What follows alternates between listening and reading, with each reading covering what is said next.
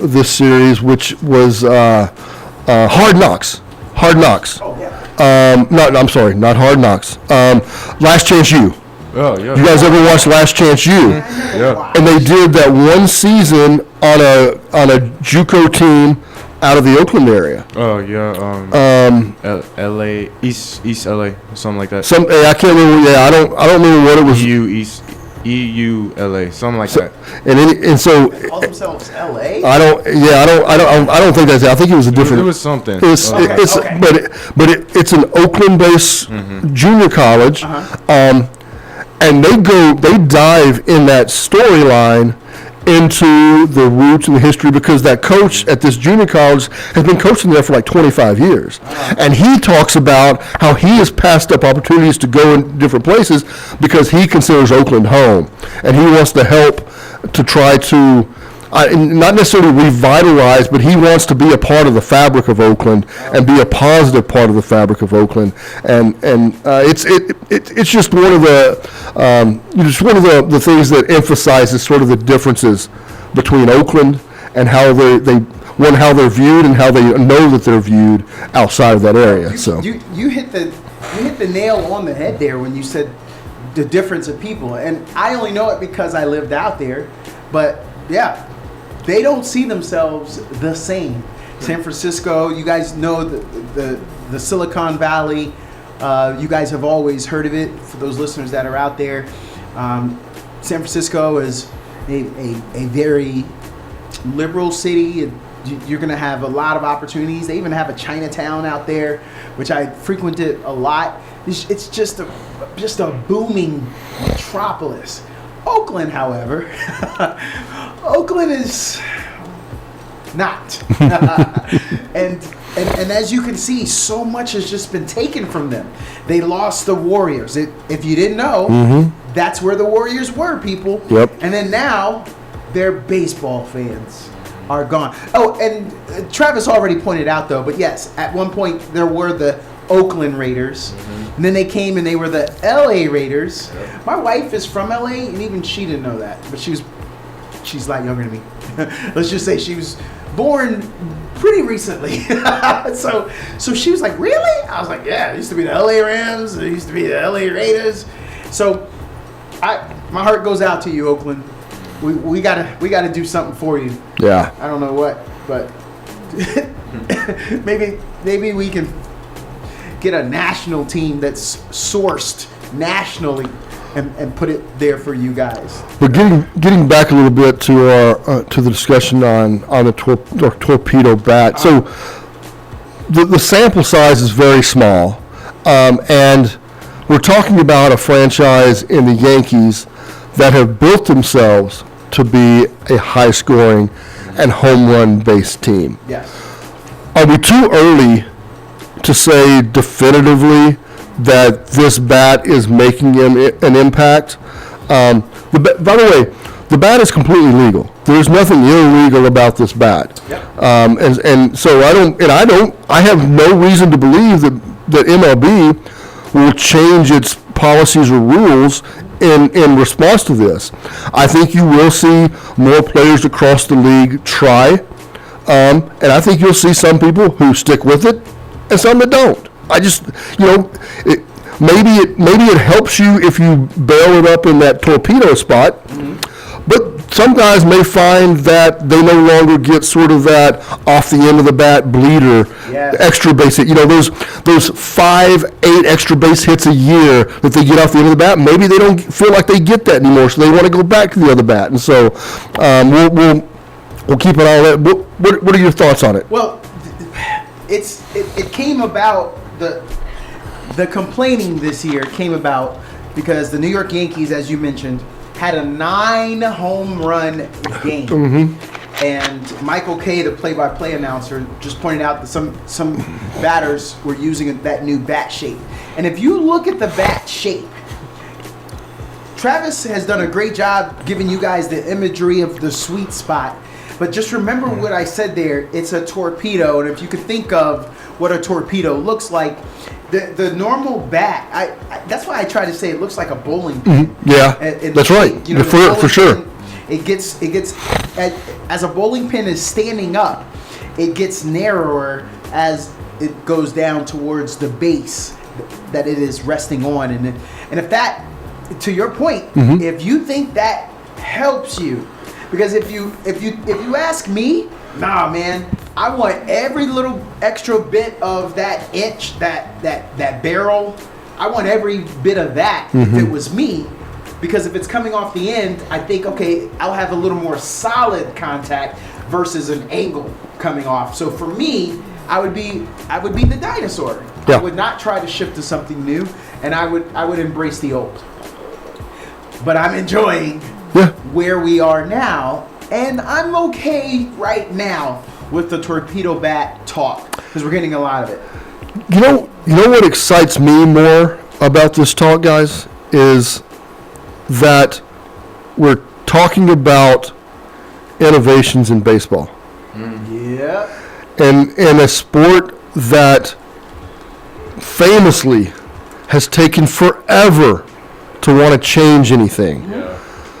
The designated hitter versus no DH. I don't even care what side people fall on anymore. It's we're on a path. We're moving forward. The shift and the decisions to make around whether you can shift or not and how you do it and all this kind of stuff. We're talking about metrics and analysis coming into a game that was essentially shunning that new style of thought. We're going to see, I believe, starting, I believe, we'll see it within the next few years, what they tried during the preseason, which is the challenge rule on balls and strikes. Yeah. So we're beginning to see more and more, and this is just one of them. Once again, the first iteration of this bat is much older, but now it's being brought into the forefront because most of the team is really embracing it. But I think it's a good thing. I just think that the more we get scientists wanting to create things for the game of baseball, the better it is for the game of baseball. Look at nerds, man. Y'all are messing with the jocks. I learned a lot just listening. Yeah, just got us all angry at each other now. We're all friends. We're all baseball fans, and now we're bickering because of you nerds. And I hope someone can call in. I got some friends back in Boston that listen in every now and then. I hope someone calls that went to MIT because I'm laying it on you. 512-836-2887, though, if you would like to call in. That's right. right. Sure you can. The A's are playing this year in Sacramento. So they're playing in Sutter Health Park. I don't know. There have been a couple of minor league teams come through Sacramento. The Sacramento Bees. I don't know if the Bees are still playing and still active. But this park has a capacity of 14,000. 10,000 permanent seats. But then they have an outfield berm similar to Dell Diamond. We've got the stadium seating and then the berm in the outfield. Yeah. So you can seat another 4,000 people around the stadium outside of the fixed seating. The A's did sell out season tickets this year. Yeah. Which is this is going to sound odd, but they're going to beat their attendance from last year when they were at Oakland Coliseum. Well, I'm going to tell everyone's geographical knowledge again here. Let me explain something to you people. Austin is the capital of Texas, right? Right. Wicked awesome city. Sacramento is the capital of California. A lot of people don't know that. You're going to think it's San Francisco. You're going to think it's San Diego. You're going to think it's LA. It's Sac Town. I used to have to go out there for work. And I used to get my hotel in San Francisco and drive into Sacramento for my daily meetings and then drive right on back to San Francisco. Sacramento is if Harrisburg, Pennsylvania didn't exist, I'd give Sacramento the most boring city, capital city in America. So that's it. The people in Sacramento got nothing else. Yeah. I remember. Well, they got Sacramento State. I mean, it's still not that great. I ran a meet there, but I figured you did. So that's why I want to be quick because I know I didn't want to get in there. I'm just telling you, the city, the capital city, this all they got. And they pretty happy. So I am not shocked. I know a lot of people might be. I'm not. What do you say, whack, dude? It's the city's not that great. It is not. I mean, it is a little boring, but for it to be a city in California, it doesn't live up to the hype like the other cities. And that's a guy who went to school in Abilene. Hey, we don't get to that. Yeah. So, but you grew up in Austin, so you were expecting a capital city to be popping. I'm not gonna lie. Based off of all that like stuff Travis was mentioning about the A's, it would have been cool to see them go on like a California tour and just start playing like in cities in California, their own games. You know what? It's just they're fun to leave the state. So that's a great idea. Mm-hmm. Wow. See, Jamal, you're not just a fast dude who can pass off a baton and clear a hurdle. Yeah. I never used that. I'm gonna use that one again one day. So the Sacramento does still have a minor league baseball team. There's Sacramento River Cats now. River Cats. They are sharing the stadium with the A's. I bet they got pushed. So if you live in Sacramento and you want to see baseball, this is the year to see baseball. Because you're going to have a team play 82 home games as a major league team, and when they play 70 home games as a minor league or 60 home or whatever it is, you can go see a lot of baseball this year. That's right. And if you're in San Francisco, them Giants tickets are hard to come by. They cost a pretty penny. Yeah. You can just drive right down the road and go see some games in Sacramento, and it's not bad. It's not a bad drive. All right. So we need a break. So we're going to take a break right now. We'll come to Fans View, KAZI 88.7, Travis Kent, alongside Douglas Washington and Jamal January. And we have got a caller on the line. So we're going to start off the second hour with a call. Caller, you there? Yes, I am. All right, Mr. Oklahoma, how you doing? Yeah, man, I was waiting for the last 30 minutes. Didn't nobody pick up the phone, so I just say they forgot about me, so I just hung up, man, you know. Yeah, we had you on hold. Oh, sorry. Jamal gives me the signal sometimes when somebody's on. I guess he forgot to give me the signal, or I missed it. Maybe I missed the signal. I was standing at first base picking my nose. I missed the signal from the coach. Come on, Travis. You were ready to hit and run, and I'm standing at first base going, what the hell's going on? Yeah, I want to bring up what I was talking about last week about guys leaving early for the NBA, you know. And I figure, like, you know, me and Kurt were talking about, I think they should wait 2 years. But I thought about that, you know. I mean, if they trying to help their family out, I think they should just go ahead on and go. I see it the other way with NIL. I'd be very curious to see the numbers if people are leaving as early as they used to. I try not to be too much of a homer on the show. I got a cousin playing D1 ball, and you know the NIL is real. You know, I won't get into the specifics, but you know, he left one school to go to another school, and there are, let's just say, more opportunities, and maybe even a couple extra zeros for the other school, and that helps your family. So I don't know if it's a rush. You know, my cousin he's small like Ja Morant, and he is explosive, and so for him, a lot of people were asking me, should he come out early? And I said, I don't think so. I think he should work on his game and stay in college and get a big name, because at the next level, because he's a combo guard, at the next level, they're going to make him a point guard unless he's Steph Curry, and he is not at this point. So I think with NIL, some guys can stick and stay a little bit longer. Yeah. Hey, and I wanted to ask you guys, you know, the players are getting paid now in college. Yes. What about the black colleges? Are they doing the same thing? Is all colleges doing that? Paying their players, you know, like the smaller colleges and universities? Are they paying their players? Yes, you know, they- that big money. Well, not the big money, it's but probably they're- not big money. They're I getting guess. NIL deals, so that it trickles down to everybody. So many prime example. You look at what Dion was doing at Jackson State. He was Yes. helping his players get paid too. Yes. Also was trying to pay for that pavilion that they got at the football Yes. facilities as well. So yes, they're getting paid, but they're not making the money that these Power 4 schools are Yes. making just because alumni and boosters aren't giving that much. Right. You know. So that's what it takes. You got to have that Okay, backing. so some players are getting what, millions, and then some of the players are getting what, hundreds and thousands, or what?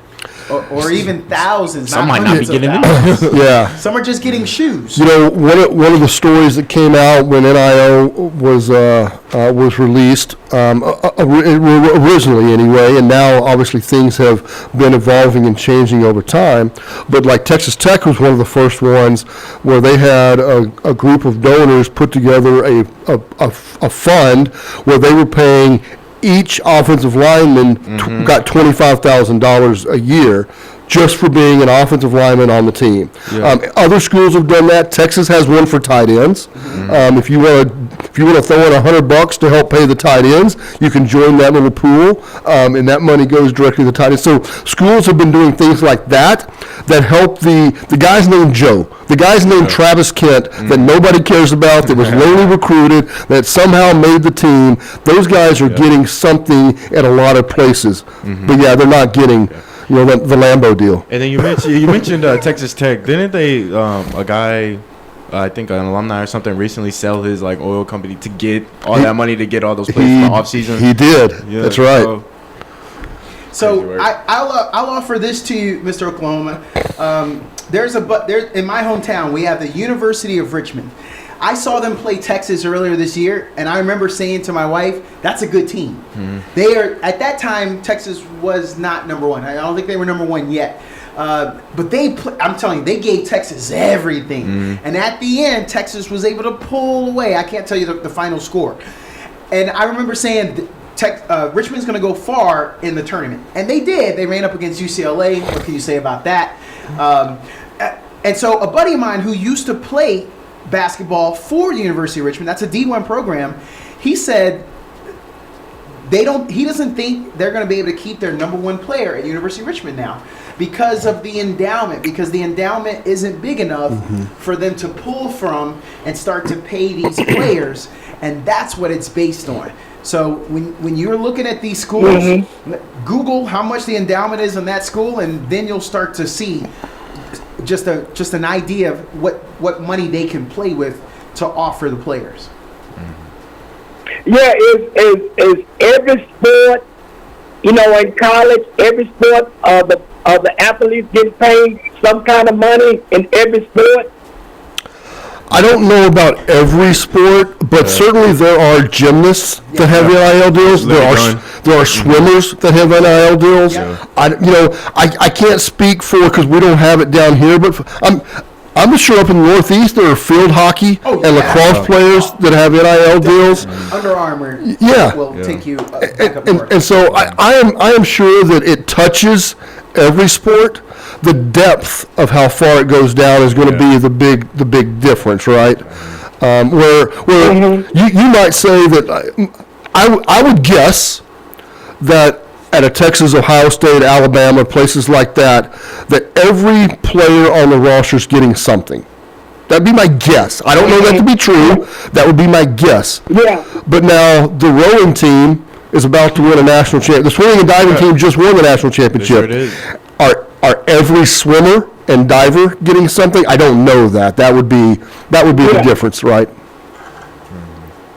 Yeah, I think anytime you're in college and you play some kind of sport, you should get some kind of money because, everybody doesn't have the money to go to college and, buy them something to eat or whatever. They need to buy books or clothes, whatever. They need to get some kind of money in college as an athlete because they're really helping the college out. Oh, yeah, for sure. You know what I'm saying? They helping the college out to win, so I think athletes need to get some kind of money. well, that's why NIL came about. This started back. Well, it was blossoming in the '90s when the Fab Five you remember Chris Webber started this, and the Fab Five, they were saying, hold on, man, we're making so much money for the University of Michigan, and we should be getting something. And then if you also remember the O'Bannon brothers at UCLA, Ed O'Bannon. and actually I think they were first, and then the Fab Five. So It was Ed's case. 'Cause he's a video game, right? Yep. yeah, he saw himself, his likeness in the video game. He's like, I'm not getting anything from this, and I should. But remember this though. Here in America, where do we view these universities? You got to remember, it's an endowment is built upon the financial assets that a school has. And so if that school isn't encompassing a good portion, those assets will increase value over time. Then how much of the endowment is spent on operating costs? So if they're just bleeding money because they're just trying to stay afloat, there's that. And then lastly, think about philanthropic contributions. Who's offering money? Who's giving money to these organizations? Companies have to do that. How much is the tuition and fees? Some schools are trying their best to keep their tuition and fees low. University of Texas is one of the cheapest schools in all of America, but that endowment is nice, and they have a lot of sponsors. So they're a bad case study. You're gonna have to go to some other schools. So those are all the things that are built into it. So to answer your question, historically, black colleges, universities, they normally don't get that. When people want to donate, it's got to be intentional to say I'm going to an HBCU. They will stick with the bigger programs, also for that recognition as well. So, hey, but maybe you and some people that are listening now, maybe some tycoons that are listening to this show, because they all do. Maybe now they're realizing maybe I can go and do an HBCU or two. Yeah, and I'm gonna tell you, man, like you said, the transfer portal, man, I don't like it. I don't like the transfer portal, man, because I think those guys need to stay at any university at least 2 years, and then maybe hit the transfer portal. But man, that's really hurting a lot of teams. Mm-hmm. And that's helping the other teams. You know what I'm saying? Okay, I want to ask you a quick question. I don't like because man. I don't. Corey checked me once on this. I said, "Man, we love you here, Corey. I hope you never go. You're gonna leave us for like New York. I think I even said New York. You're gonna leave us for New York." And Corey said, "Why are you trying to hold me back? Why are you trying to hold me down?" Mm-hmm. So, Mr. Oklahoma. Yeah. Why are you trying to hold someone down and put that on them? You gotta stay there for 2 years. If you had the opportunity to leave Travis Kent University and go to Jamal January University, and they're gonna give you go from $200,000 a year to $1.5 million a year, would you want somebody to hold you back? I'm just saying. Yeah, I mean, I heard a caller on the Fine Born show. He said the same thing, man. The Paul Feinborn show. He said the same thing. Because, I mean, that's really hurting a lot of colleges. And like Oklahoma, man, they had 25 dudes hit that transfer portal last year. Wait, okay. But you weren't complaining when y'all got the number one basketball player in the nation and stole her from University of Texas. You ain't complaining about that. But that's not transferring. It's not transferring. Yeah, that's NIL, though. That's NIL. So dollars. That's dollars. Thank you, Jamal. But are you complaining there? I just don't like it, man. I really don't like it, man. I don't. It's just something about it. Maybe I'm saying the wrong thing, but I just don't like that trend. It's just too many flips and flops and flips and flops. No, I like it. No, I like your point, Mr. Oklahoma. You do always play fair with us here. Of course, I like to give you a hard time, but I agree with you, though. I do agree with you. I do. I would like to see a powerhouse stay a powerhouse. Facts. But then again, Corey freaking keeps popping in my head, and I feel like I'm holding people down. I'm just hoping what the transfer portal doesn't do, especially on like the football side of things, like turn like conferences into like Conference USA, Mountain West, and then Sun Belt, and into like a Division I, like AA, like scenario, where like we're losing so much. We can't keep these players here that we got to go down a level. Travis, what's the school that went back down to D3? It was a Saint, was it Saint Bonaventure? It was a D1 school we've heard of in the past. They've done good in March Madness or made it, and then anyway, so I think schools are going to relegate themselves, and I'm here to tell you, I wouldn't feel so bad for them. The Division II, the Division III national championships, those are still exciting. It's still fun. Yeah. It means a lot to those players. I ran track at an ncaa school, but I will tell you this: I did beat a Kenyan from University of Miami. And I'm carrying that. I want that written on my tombstone. St. Francis University. There it is, St. Francis. St. Francis drops from D1 all the way to D3. Sheesh. That's a jump. But so to your point, you can still get scholarships. Those players at D3 schools, even at NAIA, I was on a track scholarship. I didn't necessarily need it, but you're just not going to be at the highest level big time, but you could still benefit. So there's a lawsuit that's just wrapping up called the House Settlement, which is essentially geared towards scholarship limits and non-revenue sports. Texas put out, and so this will be enacted for, I believe, for the 2025-2026 school year. The University of Texas is going from, right now is 266.2 scholarships for all sports. Yeah. To 466 scholarships. What? It's over. Hey, you got any more eligibility left tomorrow? No, my clock went up. God! So, the 85 scholarship limit in football is going to stay at 85. Yeah. So this essentially is an effect that goes, so baseball is going from 9 to 18. Swimming and diving, I don't know how many they have, but they are going to a full 52 scholarships in swimming and diving. I'm not going to lie. If there are some teams that deserve it, that's one of them. Swimming and diving has been killing it for years at University of Texas. Yeah, you're right.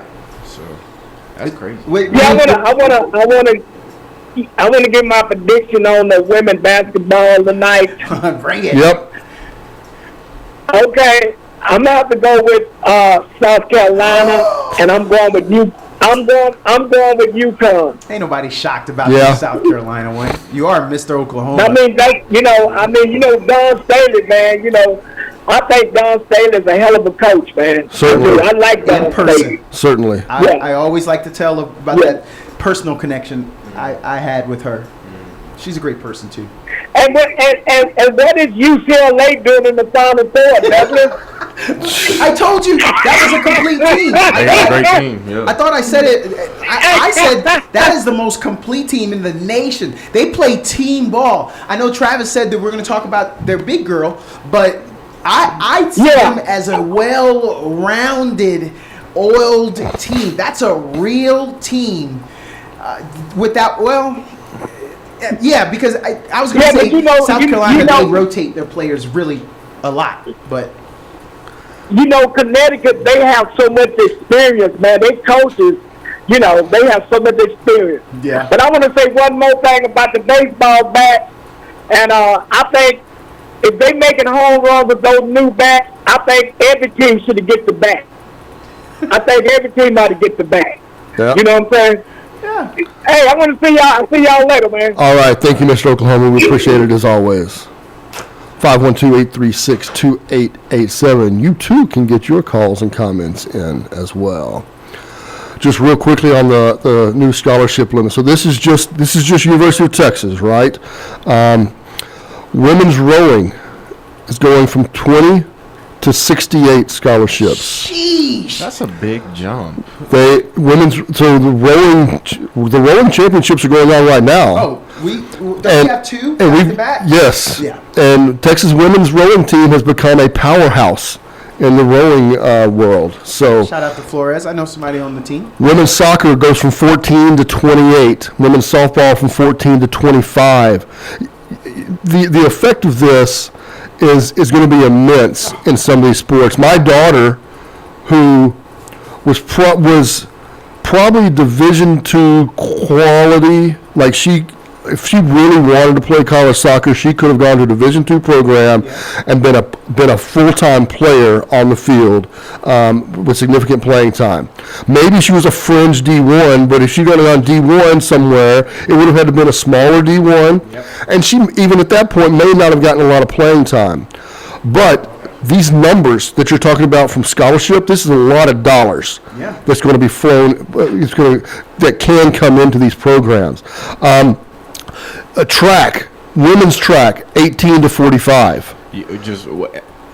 Men's track, 12 to 35. I'm telling you right now that women's track one, UT's going to win the national championship. I'm telling you, in the next 5 years, they're probably going to rack up 3 because of that. Yeah. Baseball from 11.7 to 25. I mean, it's just the effect on some of these sports is going to be immense. And Texas is the leader. Texas is the first one to announce we're making this commitment. And there are already schools that are upset with Texas right now because there are some of these programs that Texas is one of the few athletic departments that makes money. Yeah. That's what I was saying because they ain't getting it off tuition. Texas, Ohio State, Oregon, there are only a few. Now, Probably Florida State. No, there are a lot that kind of break even, that bring in say 185 to 200 million and kind of break even. But Texas brings in like 250 and spends 225, so they make a positive.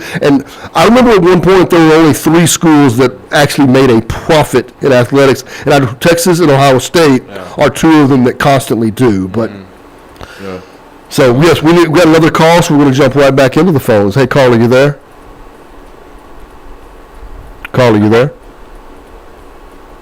Go ahead. I can do that. Yep, go ahead. Oh, hey guys. Hey. You're on the air.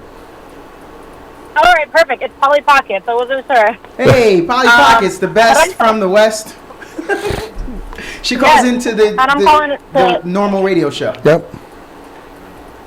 But I'm calling to disagree with Mr. Oklahoma. First of all, you can't call into an Austin radio station and not root for the Longhorns. Get him! All right, go away, Oklahoma. Go back to Oklahoma if you're really that big of a fan. But second of all, let the kids get their NIL, because let's be real, unless you play basketball or football, nobody's going to care about your sport after you graduate college. Yeah. You're right. Like, who's going to care about swimming and diving or rugby or lacrosse? Olympic fans will. Because people don't really even care about that to begin with. Well, and that's part of it, right? Because now you can join, like your track and field. You can join the Diamond League. They have these international series where you're a member of a track club and you can go and make money but.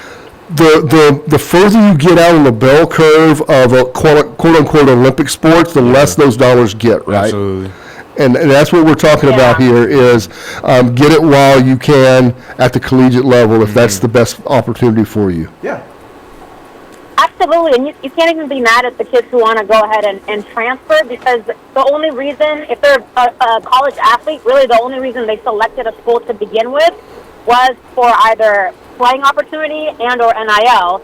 So they weren't married to the school to begin with. They're not that passionate about being a Longhorn or a Bulldog unless they can get the backing, the playing time, and along with that, the money. Right. So, I mean, I know Mr. Oklahoma might be a little bit old school, like we should just play for the love of the sport, but you got to get with the times, because a lot of these kids, they may never see that money again after they graduate from college sports. So, you know? Polly Pocket, she always brings it. We appreciate you. Yeah, that's all I wanted to say, guys. Have a great Friday, and Polly, say bye. Polly, give us some predictions on tonight, then. The women's games. I mean, I'm a Longhorn fan, so they already beat South Carolina once, so they could do it again. That's right. Oh, okay. I mean, I was trying to shake your confidence there. You waited 20+ years for this opportunity, so you might as well go seize the day. That's right. Okay, what about home a victory? What about UConn versus UCLA? Who do you got winning that one? I'm from Los Angeles, not a UCLA grad, but I'm gonna go for UCLA. Why not? Let's mix it up. Oh, okay. We're always hear about UConn. Yeah. But I mean, you did say that it was a complete team. I heard you, so yes. I've been following them because my other teams got out the race, but why not? UCLA, Longhorns, and then let the Longhorns ultimately have the victory. Oh, okay. Thanks, I'm here for it. All right. That's good. All right, we appreciate the call.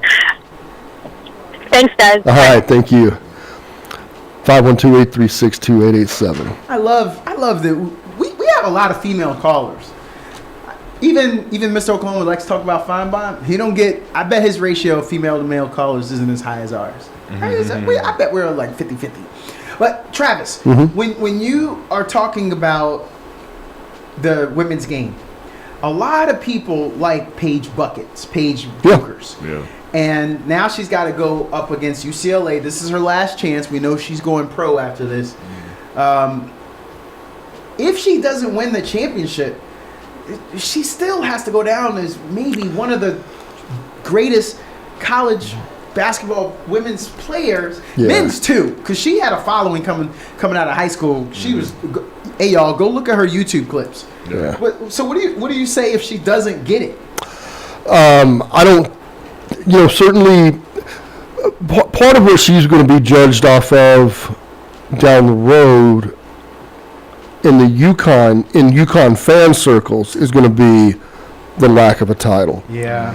For those of us who,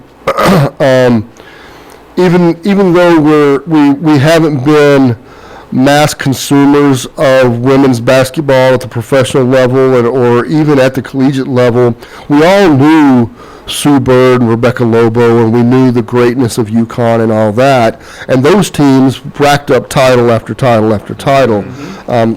The playing field has become more balanced across the field. So, from a legacy standpoint, for those of us who are really learning to expand our knowledge of women's basketball, I don't think it's going to hurt it any. I think we've become more interested in the transition from the college game to the WNBA now, and that's where our consciousness is. And she certainly is going to be the first overall pick, and is going to be a major addition to women's WNBA. Another thing people forget too, she tore her ACL back in I think 2 years ago, last year, so. and the way she was able to come back from that and be even better, you gotta look at that too. That's right. And for those who don't know, the team that has the number one pick in the WNBA draft is Travis's brand new WNBA team up in Dallas. That's right. That's right. So he might be a Paige Buckets fan here going forward. I think you'll be pretty happy with her. That's right. I really like her. I really like who she is. She dropped 40 and then she came back. Even this last game against USC, a number one seed in this tournament, she went 50% from the field, 50% from three. 9 of 11 free throws. That's right. That is a total package. That's right. All right, so we need to get to a break. We'll come back on the other side, right, Hint? Alongside Douglas Washington and Jamal January. Talking all over the sports world. We haven't gotten to NBA. I want to talk a little bit of NBA before we kind of wrap up with maybe our Final Four predictions. I just noticed Reno.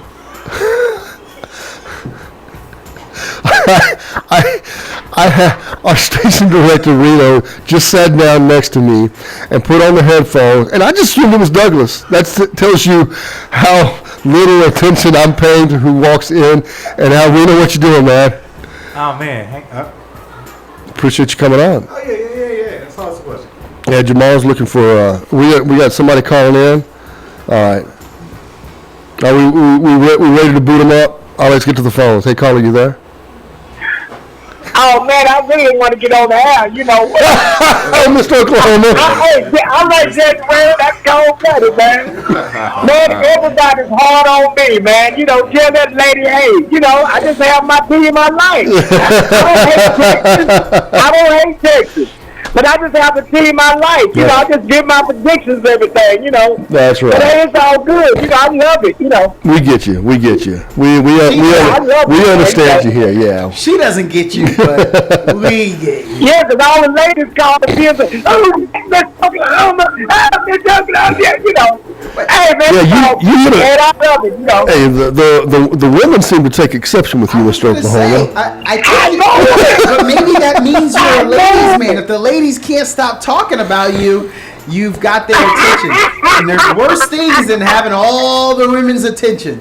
Some guys never get that attention. Hey, and I'm gonna tell you, man, the Paul Bonborn show, they have a lot of ladies calling in on that show. A lot of ladies. They ain't 50% though. I think we 50. Yes, they are. Because I look at Paul Bonborn almost every day. Yeah. And I'm going to tell you, on that show, man, they say everything up under the sun. Everything up on the sun, they say on that show. They be arguing and all that, Lesson and I-Man and Jim, and I say, God. Yeah. I'm going to tell you, man, y'all didn't check it out sometime. Check it out sometime. All right. Hey, I'll see y'all later. All right, appreciate it, Mr. Oklahoma. That's Mr. Oklahoma Part 2. Yeah. That's otherwise known as Mr. Oklahoma defends himself after someone calls in to call him out on something he said. Yeah. That's when you know you made it, when you're hated. That's right.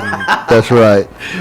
So, NBA. Let's go NBA a little bit. Yeah. All right. We're breaking news, Travis. Yeah, I go got ahead. breaking news. All right. Because we talked about it, and it happened since we got here. The NBA fines Ja Morant $75,000 for finger gun gestures. That happened while we were here. okay. It's our fault. Travis, it's actually your fault. Because you're the one that said, well, if you want to end it, start finding them. And then they said, okay, Travis. And they did it. Travis, you're the Ja Morant police. Hey, I don't think Ja's upset with me yet. I mean, he can handle 75,000. Where it will be interesting to see is if he keeps doing this and it eventually climbs to 250 grand and 400 grand. Because this is look, we'll see how serious the NBA is about actually taking this on, and we'll see how serious it is about Ja wanting to make this his signature or whatever. He can amend it, he can change it a little bit, and turn it into just a finger point or something like that. I'm here for the T-shirts. Yeah. If he makes T-shirts with him doing this, running back down court, I'm not gonna lie. I might get one of them shirts. Yeah. Just saying, I would get the shirt. I'm not going to. I'm not a fan of the Grizzlies. But to your point, much ado about nothing. He could make it. Like he could really flip this and make the NBA look bad. He could or try. He could try. But yeah, that's that breaking news though. Yeah. I had to tell you. I just thought it was funny that you said it and then they did it. All right, couple things in the NBA. One is we do have a 70-win watch. Okay. Oklahoma City would have to run the table. Yeah. And at this point, with Chet back on the floor, but you still want to protect him. You certainly don't want Shai Gilgeous-Alexander getting hurt. The likelihood of them going 6-0. High or low? Low. That's why I responded like that. Yeah. Because at this point, and I'm not the person for 70 doesn't mean anything. A title means something. Exactly. Yeah. That's the whole Saquon Barkley argument. Yep. And it did turn out positive for him. Yep. Save it for another year. You'll be back. You're a young team. We got to keep Chet healthy. Yep. And Shai, he's slight. He's an awesome dude, but after seeing Stephen Curry go down with that hip injury, that pelvis injury, let's take it easy. Yeah. All right, so I've got to mention my Mavericks just briefly, and right now you've got Gafford, Anthony Davis, and Lively all on the floor, all back healthy. So this is the best version of the Mavericks you're going to get. This is what I've been waiting to see. Exactly. Kyrie's out. Unfortunately, it'd be great if he was part of this so we could actually see, at least for these last few games, what it might look like. But the other night, did you see the lob pass from Anthony Davis to Gafford on the alley-oop? Yep. And you're like, ooh, that's nice looking. Hey, like I told Douglas, we're about to see why I said the Mavs won this trade. I'm telling you, literally. But for how long will we see it, though, Jamal? That's a good point. Anthony but Davis. yeah. In every game that they're all healthy together, they look good. Yeah. They said something on the broadcast last night that this starting five for Golden State has the best win record of any starting five in the NBA. And that's because that's how hard it is to keep people healthy across the entire NBA. So Yeah, that's pretty significant. So the Rockets still sit in the 2 seed. Remember, they did drop. They did, and then now they're back. Yeah. And right now, I mean, we're at somewhere between 5 and 7 games left for every team heading into this final week plus of the season, right? Yeah. At this point, you're looking at the Nuggets are at 47 wins, the Rockets are at 50 wins. Likelihood the Rockets hold on to the 2 seed. Highly likely. Because they lost it and climbed back up. And everyone says they're young, but they're also expertly coached. Yeah. And that has something to say about it. That's why Oklahoma City is doing a good job. They're young and they're kicking butt. So I think they can hold on to it. I really do. I think they can hold on to it as well. I do think when they get to the playoffs, they are still going to struggle because I think they're going to face a team that's going to poke their egos, being those, and their young immatureness is going to kick in too. So, but yeah, they'll keep that 2nd seed. Well, I need to see who Denver is playing for the rest of the season, but then I can see them. Yeah. Moving over just to talk about the top part of the Eastern Conference. Cavs look pretty locked into the number 1 seed overall. Yeah. Celtics the 2 seed. Honest opinion right now, who do you think is the better team, Cavs or Celtics? Better player. I've always said it. I can't count out the Celtics, man. They just look so good and they gel so perfectly together. And the Cavs games I've watched, whenever they lose, it's because they shoot themselves out the game and they don't feed their bigs.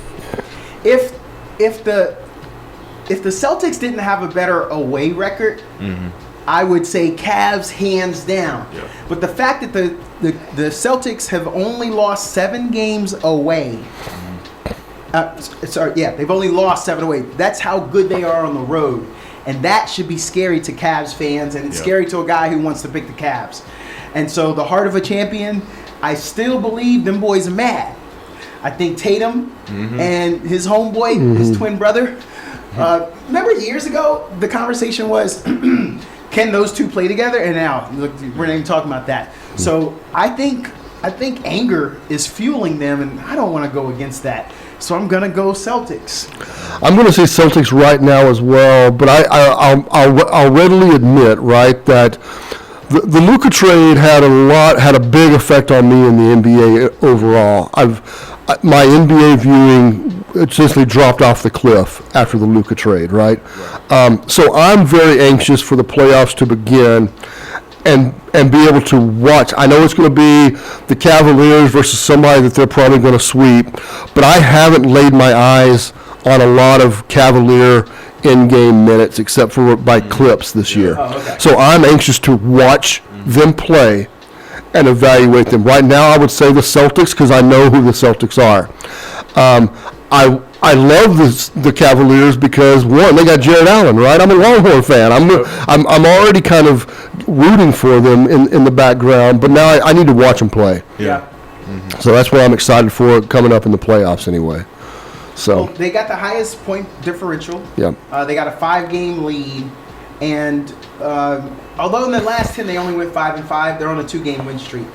If anything can sway you, what do you think transfers to the playoffs when it comes to them in Oklahoma City? Because a lot of people discount these teams. We all just did. Well, not Oklahoma City necessarily. Yeah. What do you think can transfer to give a little bit of confidence to these teams that have just played their butts off for 82 games? That's a great question because the conversation that you and even Jamal and myself put out about the Celtics is we know who they are, they've been there, they've done that. Exactly. We expect them to. We're not saying that they've gone ho hum through the season, but we do expect that come playoff time, they have an extra gear because we've seen them turn an extra gear on before.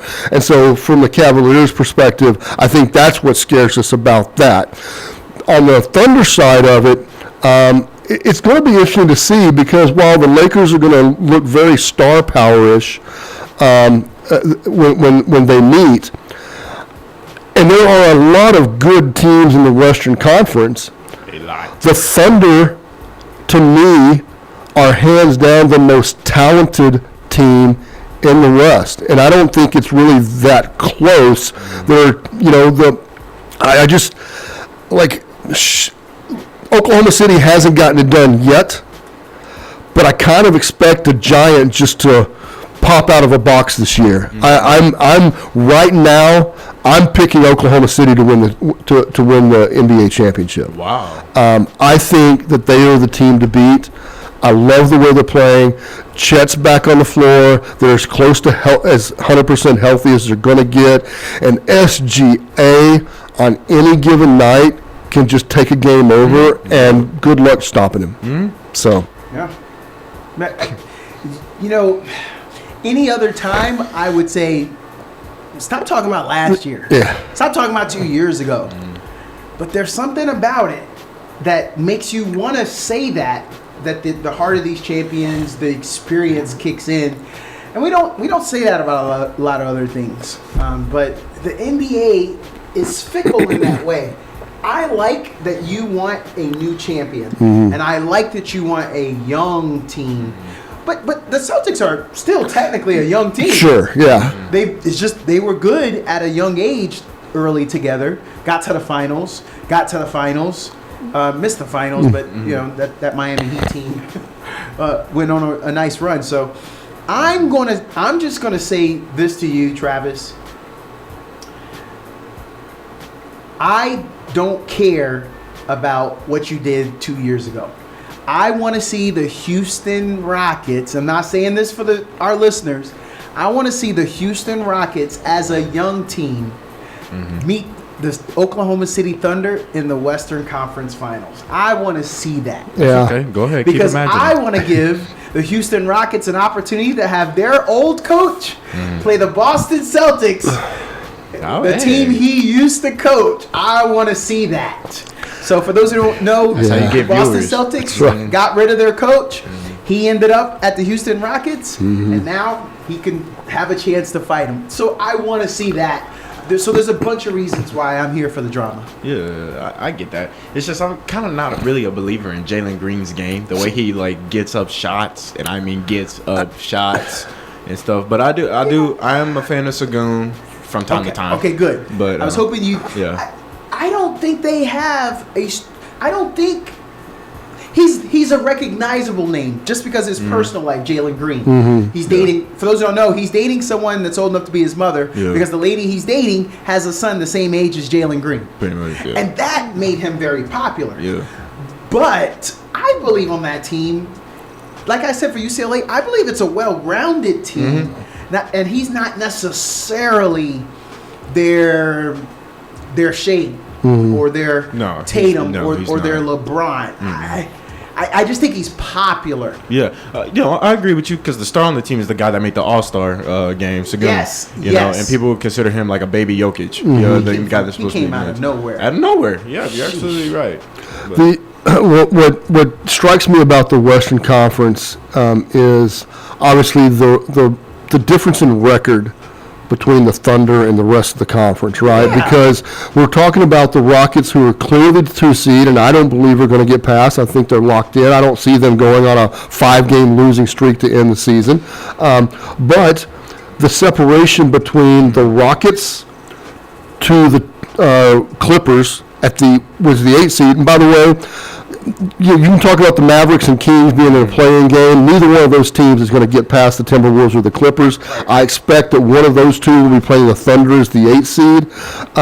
But Lakers, Warriors, Nuggets, Grizzlies, and either the Timberwolves or the Clippers on any given series can push the Rockets. Yes. And so while the Rockets have had a fantastic season, I don't think that today, if you pressed me, that I would pick them to make the conference final.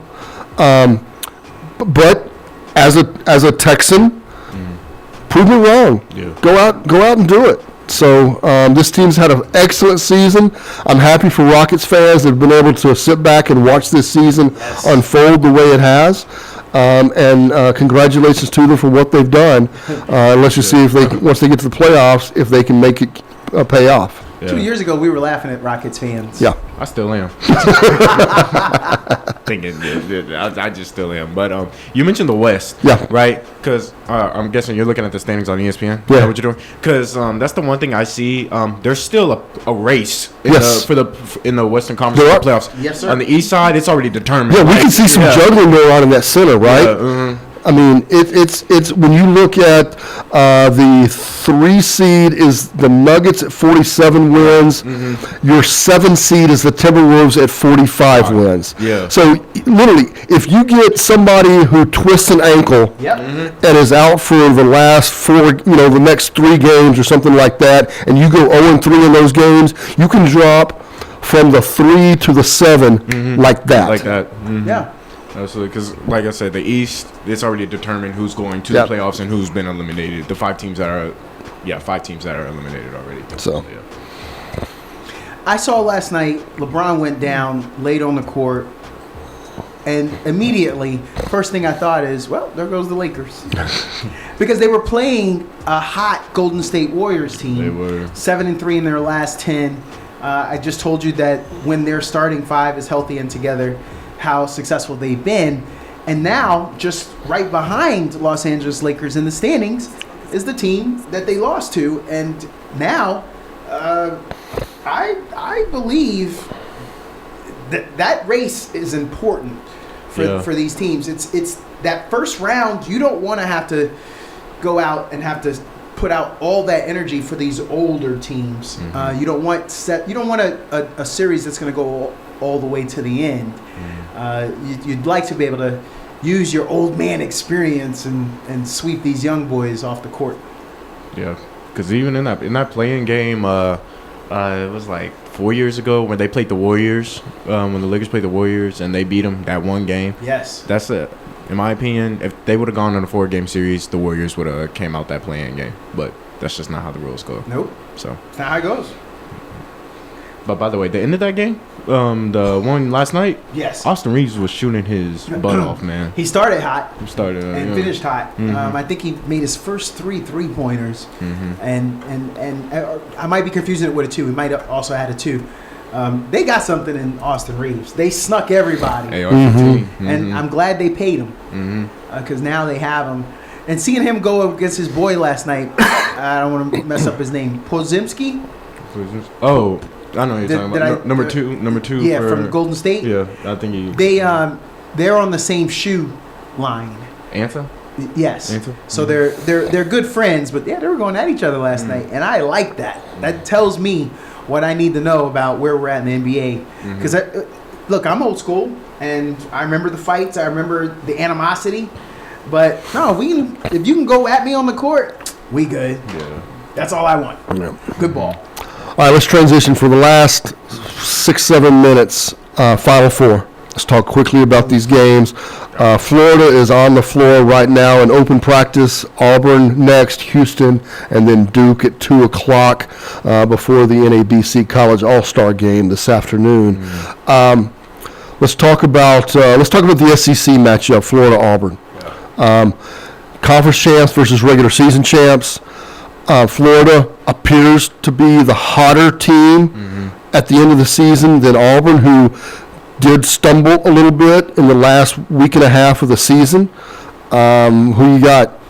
I'm going to go Florida because that last game that I saw Auburn, I was just telling y'all how impressed I am with Johnny Broom. Yeah. But then he hobbled off. He looks like he hyperextended his knee and elbow at the same time on one fall. And so I want to see how he's going to come back, if he's just going to go out there with reckless abandon or if he is going to, just because his game is a big boy game. Johnny Broom's interesting, right? He's a back-to-the-basket player. Yes. And there's a lot of talk right now about where does he fit into the NBA? Because with his size and his skill set, he's going to play in the NBA. But what do you do with the way he's played his entire career versus the way the NBA game is played these days? It's going to be very interesting to see. I thought, personally, I didn't think he was going to do well in the NBA. Personally. And he's top 5 in the NCAA for double-doubles He's up there with, we're talking Barkley, and I think one of the other people that have done it was like McAdoo with the Shaquille O'Neal's one, the most double doubles in NCAA tournament. He had the most double doubles this year, but he's not athletic, and I think that's his downfall. He is big, he's long, but he doesn't have the hops. He doesn't have that spring, and I think he's gonna need that. He's like a Carlos Boozer to me. That's what everybody's calling him. And, Carlos did okay. He's like a Juwan Howard to me. And Juwan did okay, but he wasn't a superstar. So I just don't think he's going to be a superstar because he doesn't have the athleticism. I mean, Jokic doesn't have that much athleticism. Luka doesn't really have that much athleticism. But to Rudy Gobert. But back to the basket is not just what we say about This is the interesting thing for me. So I just looked at the latest NBA.com, their latest 2025 mock draft, and right now they've got Johnny Broom going to Boston with the 32nd pick in the draft. Not the final pick of the first round, but I think that is the final. Anyway, whatever. I thought there was 30. There's 30. You're right. So this might be the Second round pick 2. You know what? There may be some compensatory picks in there, something like that. Right. I think that's what it is. Well, in that case, he's an Al Horford for the Boston And Celtics. see, and that's so the pro comparison they have on here is Markieff Morris. Oh, okay. And and I think Al Horford is a good comp as well. I mean, there's places in the NBA still for those guys. It's just that what he did in college, he's not going to have that type of impact in the NBA. No. Could they also be thinking that, let's just say Boston wins again, Al Horford could potentially retire? But they're looking at, hey, this could be a perfect replacement. That kind of would be a nice replacement for that position. I'd go get him anyway because you got to keep Kristaps healthy. And Horford's getting up another year. And if you can get him with the 32nd pick, all right, or even the 33rd or 34th, okay. I don't have to pay him that much. So I had Auburn picked to win the championship on my bracket, but my bracket's been busted since the very first day. And I look back, Florida actually beat Auburn at Auburn. So I think I'm going to go with Florida on this one. Ooh. Yeah. Even though I really want to pick Auburn, but nah. I've liked Auburn all season long, but I think Florida's playing too well. I have my one bracket that I did, I've got Auburn winning it all. Oh. Yeah. But today, I'm picking Florida. See? Yeah. So that was a clean sweep there. Okay. Yeah. So, Houston, Duke. Cooper Flack, who should be in his senior year of high school right now. Yeah. You got to be kidding me. I would not want to see that guy. Second ranked player NIL, by the way, out of all NCAA players. I would not want to see that kid on a high school. All right. I had Duke. At the start of the tournament. I got Duke now. And I hate to do that to Houston because I really like Houston. Yeah. But I got Duke. Duke got 4 stellar freshmen on their team, right? Yes. Last time I saw that was Jaleel Okafor, Justice Winslow, Tyus Jones, and Grayson Allen. And they won the national championship with Coach K. I'm rooting for Houston, but I think Duke is probably going to win this one. Man. Well, John Shire is not Coach K. You're right. But I mean, I'm just looking at it. It's the way they put the belt to Alabama. And that literally surprised me. They did. So I was not expecting that. yeah. I wasn't expecting that either. And it's very difficult. I don't necessarily want to make this a clean sweep, but I think there are 2 teams that are playing the best basketball in the country at this point. And I think there are a lot of people who think that this Houston Duke game on Saturday could be the 2 best teams playing each other. Yeah. I think right now the 2 best teams playing are Florida and Duke. And I'm taking those teams to be in the finals Monday night. I think Duke, as much as I hate to say it, because I'm the same way, I will be rooting. I will be actively rooting for Houston on Saturday night. but I just think that Duke's got a little too much right now. So Why does it feel like Florida came out of nowhere? Because they did. Because it was that Auburn, Alabama talk. uh-huh. And they lost to Georgia, at Georgia. They lost to Tennessee, at Tennessee. And I don't know how they lost to Missouri. It was only by 1 point. Yeah.